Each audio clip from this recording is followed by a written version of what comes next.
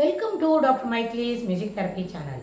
இன்றைய பதிவிலையும் வேல்யூஸ் இன் சில்ட்ரன், எப்படி அவங்கக்கிட்ட நம்ம வேல்யூஸை எடுத்து சொல்ல முடியும், வேல்யூஸை எப்படி அவங்கள ஃபாலோ பண்ணுறதுக்கு நம்ம முயற்சி செய்ய முடியும், அவங்களோட பழக்கத்தில் என்ன உயர்வான கருத்துக்கள், சிறப்பான நடத்தைகள், அந்த நடத்தை முறைகள் அதெல்லாம் எப்படி நம்ம திருத்தமாக வச்சுக்க முடியும் அப்படின்னு பார்க்கலாம்.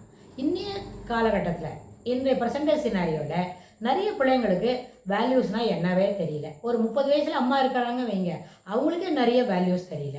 அப்படி இருக்கும்போது அவங்களுக்கு ஒரு 4 வயசில் 5 வயசில் குழந்தை இருக்குன்னா அதுக்கு ஒன்றும் தெரியறதுக்கு வாய்ப்பில்லை. ஏன்னா அம்மாவுக்கு என்ன தெரியுமோ, தாயை போல புள்ள, நூலை போல சேலை அப்படின்னு நம்ம சொல்கிற பழக்கம் இருக்குது. அப்படின்னா அந்த தாய்க்கு என்னெல்லாம் சிறப்பான பழக்க வழக்கங்கள் தெரியுமோ அதுக்கு தகுந்த மாதிரி தான் பிள்ளைங்களுக்கும் இருக்கும்.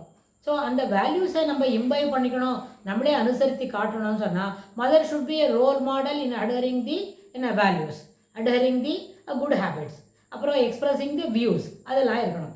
அவங்களே ஜஸ்ட் லைக் தட் இருந்தால் நிறைய ஒரு எவேடிங் த ட்ரூத் அப்படின்ற ஒரு பழக்கம் அந்த பிள்ளைங்களுக்கு வந்துடும். இப்போ சமீபத்தில் ஒரு குழந்தைய பார்த்தேன். அந்த குழந்தையோட பேசிக்கிட்டு இருந்தபோது நிஜத்தை சொல்லணும் தங்கம் அப்படின்னு நம்ம சொல்லி கொடுத்தா அது உடனே என்ன பண்ணுறது, நெகட்டிவ் ஃபார்மில் தலையாட்டுறது, இப்படி இல்லைன்னு தலையாட்டுறது, அதெல்லாம் சொல்ல முடியாது அப்படின்னு சொல்கிறது. ஏன் யூ ஸ்டார்டட் டெல்லிங் லைஸ், அவள் அதுவே தான் சரியாக போச்சு. நிஜம் சொல்ல துவங்கினா வீட்டில் என்ன பண்ணுவாங்க, ஏன் இப்படி பேசுகிறேன்னு கேட்பாங்க. அதுக்கு ஒரு 2 கேள்வி வரும், அதுக்கு பதில் சொல்கிறதுக்கு அது தெரியாது. ஏன்னா she has been practising this way of expression of words, அப்படி தான் இருக்கணும். ஸோ அதனால் உண்மையை சொல்கிறதுக்கு பழக்கணும் அப்படின்றது அந்த சுபாவம், அது ஒரு பிஹேவியராக அம்மாட்ட இருந்தால் அது தன்னால் என்ன பண்ணணும், தன்னடையே பிள்ளைங்களையும் வந்து சேரும். அதனால் இதை அப்போ அவங்களுக்கு சொல்லிக் கொடுத்தமான அவங்களுக்கு என்ன இருக்குது, ஒரு யார் சொல்லிக் கொடுக்குறாங்களோ அவங்கள்ட்ட ஒரு பேசிவ் அக்ரெஷன் காட்டுவாங்க. நம்ம சில இந்த வார்த்தையை கூட 2-3 பதிவுகளுக்கு முன்னாடி பார்த்தோம். இந்த பேசிவ் அக்ரெஷன்றது இயற்கையிலேயே தனக்கு இருக்கிற நெகட்டிவ் பாயிண்ட்ஸ், தனக்கு இருக்கிற இயலாமை, தனக்கு இருக்கிற முயற்சியின்மை, இது எல்லாத்தையும் முயற்சியின்மை இருக்குதுன்னு எதிர உள்ளவங்களுக்கு, தன்னுடைய இம்மீடியட் கித்தன் கேட் பெரியவங்களாக இருந்தால், தன்னுடைய இம்மீடியட் சிப்ளிங்ஸ், ஒரு வயசில் இருக்கிற பசங்களாக இருந்தால், கூட பிறந்தவங்க அண்ணன் தம்பி அது போல் இருந்தால், இம்மீடியட் கிளாஸ்மேட்ஸ், பியர் குரூப்பு, அங்கெல்லாம் தெரிஞ்சிருத்துன்னு சொன்னால் அதுக்கு ஒரு பேசிவ் அக்ரெஷன் அவங்க காட்டுறதுக்கு தயாராக இருப்பாங்க. ஒரு வகுப்பறையில் நல்லபடியாக ஒருத்தங்க கணக்கு போடுறாங்க, நல்லபடியாக அவங்க சிறப்பான மாணவனாக சின்சியராக அந்த பொண்ணு இருக்குது அப்படின்னா அந்த பொண்ணோட கணக்கு நோட்டு ஒரு நாளைக்கு திடீர்னு கிளாஸ் ஒர்க் நோட்டு காணாமல் போயிடும். ஏன்னா டீச்சர்கிட்ட சப்மிட் பண்ணி என்ன அதுக்கு சைன் வாங்கிக்கணும்னு சொன்னால் அந்த நேரத்தில் அந்த பொண்ணோட கணக்கு நோட்டு காணாமல் போயிடும்.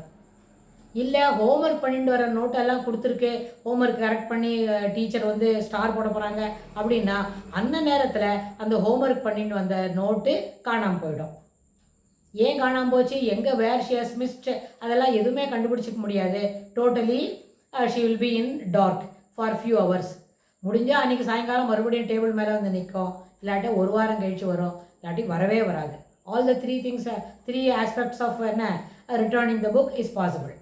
சில சமயம் அது எங்கேயான கிழிச்சி 3வது கிளாஸ் ரூமோட டஸ்ட்பினில் இருக்கிறதுக்கும் வாய்ப்பு உண்டு. இது என்னது, this is a way of passive aggression. ஏன்னா அவங்களுக்கு அந்த பொண்ணுக்கோ அந்த பையனுக்கோ கிளாஸ் ரூமில் கிடைக்கிற ஒரு ப்ரைஸ் இருக்கே, டீச்சர் சொல்லுவாங்கல்ல, பரவாயில்லையே இந்த உஷா சூப்பராக கணக்கு போட்டு வந்திருக்காங்களே, வெரி குட், எல்லாம் கரெக்டாக போடுது, உனக்கு ஒன்று எப்படி கரெக்டாக தெரிஞ்சுது, எத்தனை பேர் அந்த 4ஆம் கணக்கு தப்பாக போட்டு வந்திருக்காங்க, அப்படி கேட்டுட போகிறாங்க.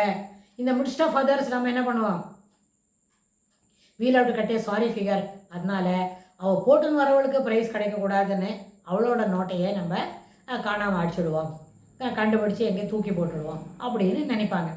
சில சமயம் இந்த கிளாஸ் ரூமோட கபோர்டு இருக்கே, ஸ்டூடெண்ட்டோட நோட் புக்கெல்லாம் வைக்கிற இடம் இருக்கே, அங்கேயே கூட வச்சுருவாங்க. Because we don't suspect that. இப்போ எதுக்கு கிளாஸ் ரூமில் இருக்கிற டெஸ்ட் நோட் புக் கபோர்டு எதுக்கு எடுக்க போகிறோம், அதனால் அது பார்க்கவே மாட்டோம். அதில் ஜஸ்ட் லைக் தட் அது என்றைக்கான ஒரு நாளைக்கு தேடும்போது அது கிடைக்கும். So these things are possible. இது என்னது, கிளாஸ் ரூமில் இருக்கிற பேசிவ் அக்ரெஷன், எதிர்மறையான ஒரு பழக்கம். இது என்னத்தை சுட்டி காட்டுறது அப்படின்னா இது ஒரு நோய், தன்னடைவே தன்கிட்ட இருக்கிற ஒரு இயலாமை, தான் தொடர்ந்து இந்த வகுப்பில் கணக்கு பீரியடில் சரியான அளவில் நம்பர் ஒர்க்கு அதெல்லாம் சரியாக செய்ய முடியாதனால தனக்கு இருக்கிற இயலாமையை அதை சுட்டி காட்டிட போகிறாங்கன்ற ஒரு எண்ணத்தில் யார் சரியாக செய்கிறாங்களோ அவங்களுக்கு ஒரு இடைஞ்சல் செய்யணும், ஒரு ஹடில் ஏற்படுத்தணும் அப்படின்னு. இது வகுப்பறையில் தான் நடக்கணும், இல்லை வீட்டில் கூட நடக்கும். வீட்டில் கூட நிறைய இப்போ தான், ஆனால் ப்ரெசன்டேஜ் சினாரியோவில் வீட்டில் நடக்கிறதுக்கு வாய்ப்பு இல்லை. ஏன்னா we are always everywhere it is only a nuclear family. அப்பா அம்மா ஒரே ஒரு குழந்தை, இல்லாட்டி அப்பா அம்மா 2 குழந்தைங்க.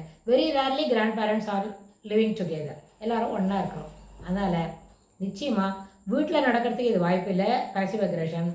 மற்றபடி வகுப்பறையில், விளையாடுற இடத்துல, இன்னும் வேறு எங்கேயாவது நம்ம போகிறோம் ஒரு டீம் ஒர்க்கில், அங்கெல்லாம் இந்த பாசிவ் அக்ரெஷன் நடக்கிறதுக்கு வாய்ப்பு இருக்குது. இந்த பாசிவ் அக்ரெஷன் இருக்குதுன்னு சொன்னால் ரியாலிட்டியை ஃபேஸ் பண்ணுறதுக்கு மனமில்லை. We are very much adamant in facing the reality. We doesn't want to.